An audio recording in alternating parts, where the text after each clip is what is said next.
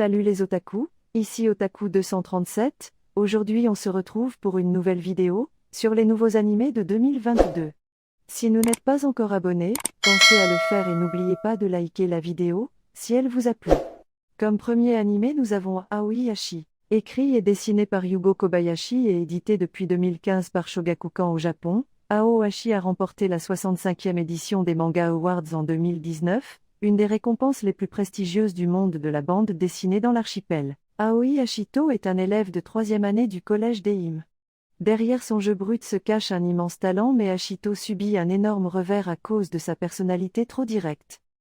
Le manager de l'équipe des jeunes du club J1 Tokyo City Esperion, Fukuda Tetsuya, apparaît devant Ashito.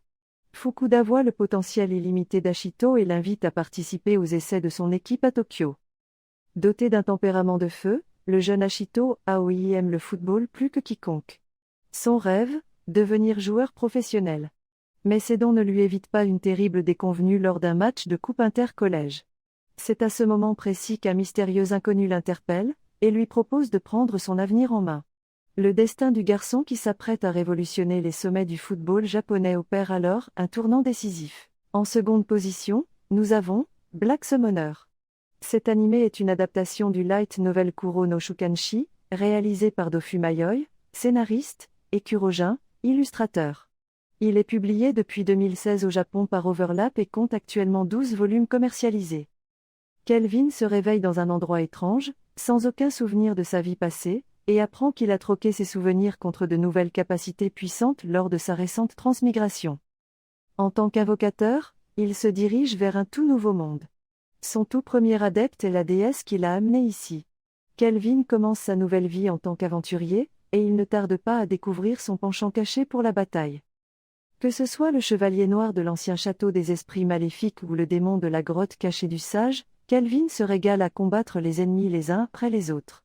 En troisième position nous avons Futsal Boys.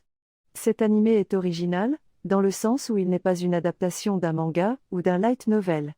Cela fait plus de 10 ans que le futsal connaît un essor mondial. De nombreux joueurs vedettes sont nés au Japon, et tout le monde, des enfants aux adultes, s'est enthousiasmé pour ce sport. En regardant la finale de la Coupe du Monde des moins de 18 ans, Yamato Haru est attiré par le jeu de Tenuji Tokinari, l'un des joueurs à représenter le Japon, et commence à jouer au futsal avec le souhait de devenir un joueur comme lui. Il rencontre un groupe d'amis au club de futsal de l'Académie Koyo qu'il rejoint, puis commence à jouer pour réaliser son rêve. En quatrième position, il s'agit d'une adaptation du light novel, Data Live, de Tachibana Koshi, scénariste, et Tsunako, illustrateur. Il est édité, au Japon, par Fujimi Shobo. L'œuvre est désormais terminée avec 22 volumes. Shido, un lycéen ordinaire, découvre une fille mystérieuse à l'épicentre d'un récent tremblement de terre spatial. Shido apprend, par sa sœur Kotori, que la fille est l'un des esprits, des créatures mystiques responsables des tremblements de terre spatiaux. Il est alors recruté pour aider à sceller les esprits et mettre fin à leurs menaces pour l'humanité. Mais il y a un hic, le seul moyen de sceller un esprit est de le faire tomber amoureux de vous. Enfin, nous avons Call of the Night. Cet animé est une adaptation du manga Yofukashi no Uta, de Kotoyama. Il est publié depuis 2018 au Japon chez Shogakukan, et prépublié dans le Shonen Sunday Super. Actuellement, 8 tomes sont disponibles. Malheureusement, l'œuvre n'est pas licenciée en France et elle ne se trouve donc pas dans le commerce. Une nuit d'insomnie, Kao s'éclipse pour marcher dans les rues. La vie après la tombée de la nuit est une révélation. Lorsque la séduisante Nazuna invite Kao à passer la nuit chez elle, dans un immeuble abandonné, il est ravi.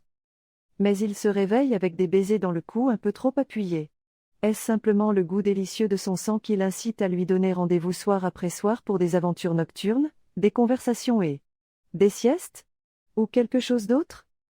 Alors, quand une jolie fille du passé de Kao se présente et lui fait concurrence pour attirer son attention, sa relation naissante avec les morts vivants est mise à l'épreuve. Merci d'avoir vu la vidéo et n'oubliez pas de vous abonner et d'activer la cloche de notification pour ne pas manquer nos prochaines vidéos. Ciao les otaku, à la prochaine.